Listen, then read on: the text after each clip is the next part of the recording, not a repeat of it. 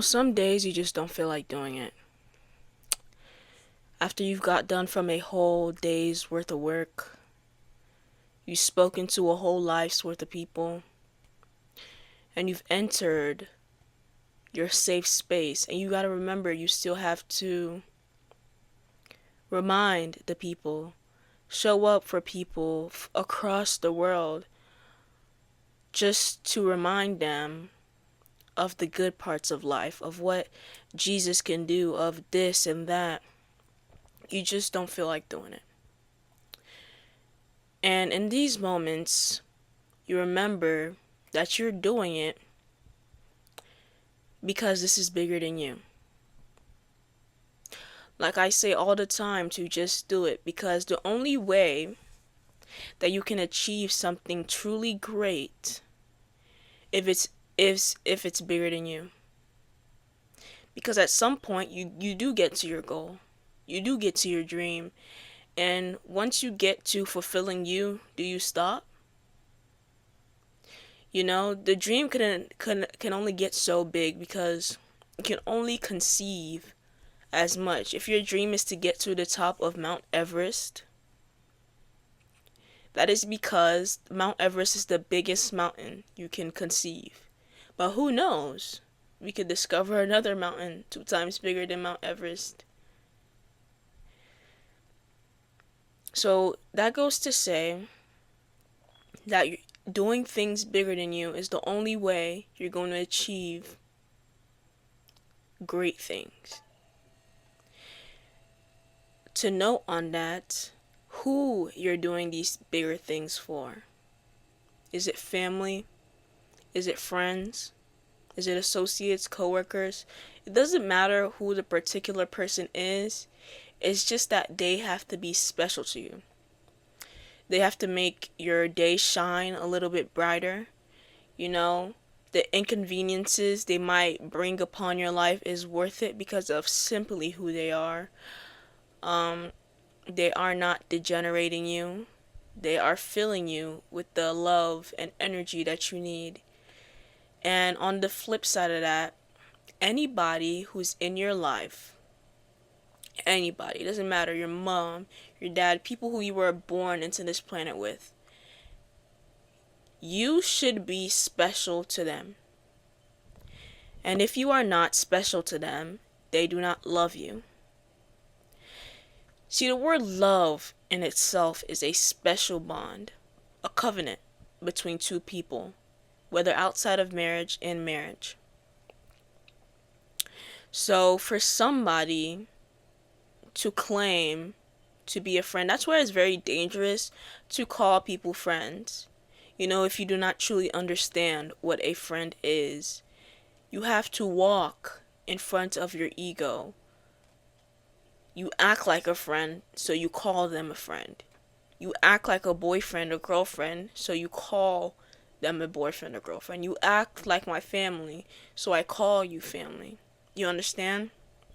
Some people give these people names simply because they want a friend.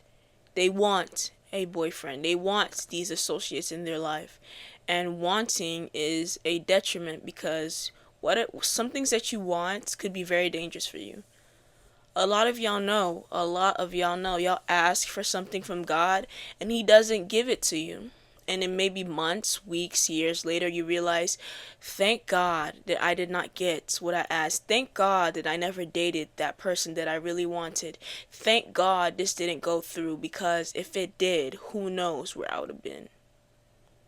What I thought I wanted was exactly what I did not need. And so, because we assign these names to people who have not fulfilled their role, who have not fulfilled that character into your life, we are left with friendships that might, you calling somebody at 3 a.m. because your car is stuck in a ditch, and that inconvenience is just way too big for them, and they just hang up the phone. I'm sorry, I have work in the morning. Or family, you need to borrow $20 gas for your first day of work, and it's way too big of an inconvenience for them, so they leave you in the dust. That is not family. You understand? I'm not speaking from a point of, oh, I deserve this because you are this to me, or you should do this because you are this. It is a very fine balance between that. You do not deserve things from people. I know that sounds contradicting, but everything is not deserved. You understand? In fact, nothing is deserved. The air you breathe, nothing is deserved. So, what I mean by that is, if people cannot even offer you the simple graces in life, 9 times out of 10, they do not really love you. And not to take, oh my gosh, this person does not love me as a attack. It's more of a awareness, because people do not have to love you. And that sounds very like cold, but remember, family is just a bunch of people born into the same blood. You understand? So if you would not take off your shirt for your little cousin who you barely speak to, who you barely acknowledge, who barely acknowledges you, you know, for them to walk on in a puddle, and you ask them for $50 and they say no, that it has nothing to do with them, you cannot take that as an inconvenience. Because at the end of the day, y'all do not have a family relationship.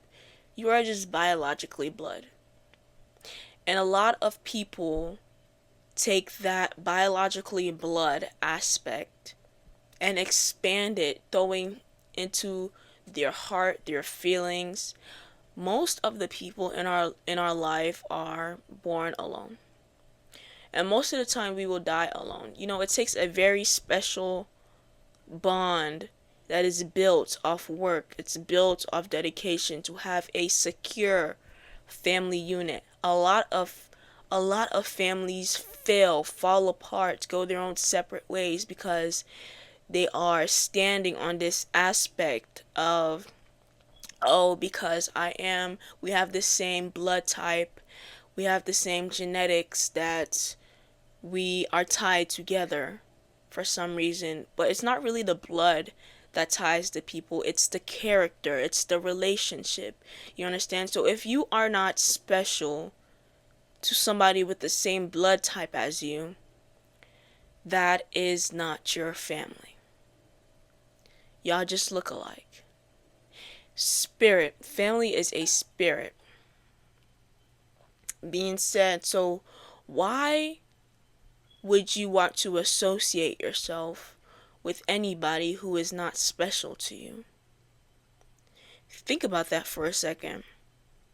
Even if it's your father, and maybe he walked out on you when you were a child, and now you are a grown adult, and you're thinking, maybe I should talk to my dad. You know, that is my dad.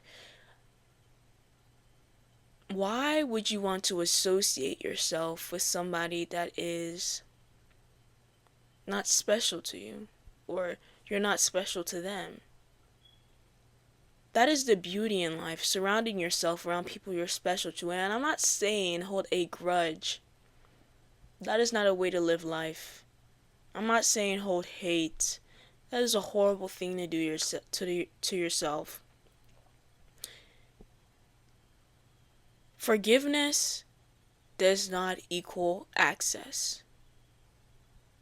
Somebody could stab you in the back and you just go your separate ways, say, God, forgive them for they do not know what they do, and move on with your life. You don't have to carry this burden with you constantly thinking, oh, well, because they weren't the perfect this person to me, or because they didn't show up this way to me, just me, then, you know, I have to hate them forever.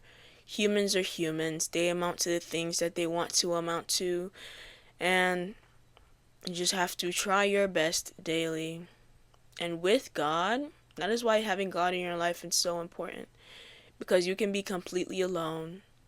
A lot of people are.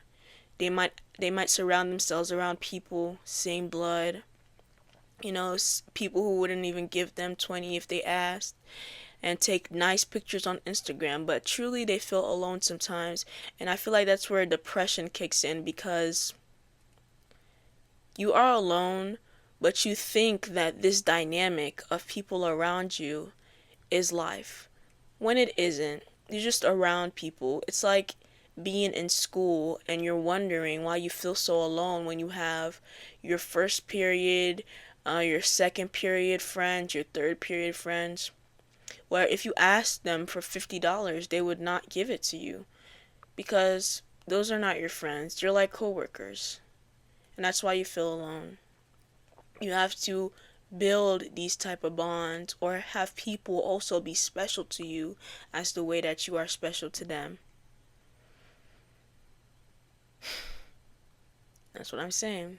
The key to this video is walk in front of your ego. Do not assign names to people who are not acting like their names. God bless. Leave a like on this video.